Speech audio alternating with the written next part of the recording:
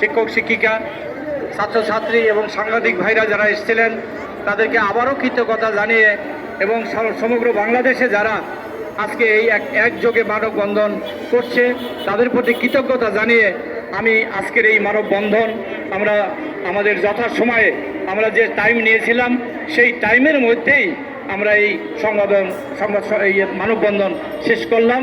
সুতরাং সকলে যার যার স্কুলের শিক্ষকেরা তারা আমাদের এখানে সরকারিভাবে ভিত্তিক যে পরীক্ষাটা এটা হচ্ছে কিন্ডারগার্টেনদের বঞ্চিত করে দেওয়া হচ্ছে, কিন্ডারগার্টেন বঞ্চিত করে দেওয়া হচ্ছে। এটা সরকারি স্কুলে খালি নেওয়া হবে, সরকার এটা সিদ্ধান্ত নিচ্ছে। তো আমাদের কিন্ডারগার্টেনে যে সমস্ত স্টুডেন্টরা পড়তেছে তারা এই বঞ্চিত কেন হবে, সেই কারণে হচ্ছে আজকে আমরা টিচাররা এই জায়গায় এসে মানে বক্তব্য করতেছি, আন্দোলন করতেছি, কর্মসূচি পালন করতেছি যেন আমাদের স্টুডেন্টরাও বঞ্চিত না হয়। আর ঢাকা শহরে বেশিরভাগ স্কুলেই কিন্তু কিন্ডারগার্টেন, সরকারি স্কুল খুবই কম আছে।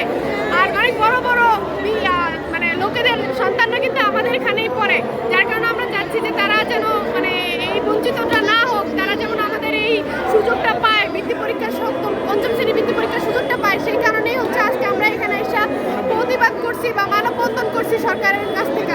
আর এটা যদি সরকার রাজি না হয়, এই বক্তব্যের পরেও যদি সরকার রাজি না হয়, তাহলে আমরা আবার দ্বিতীয়বার কর্মসূচি পালন করব।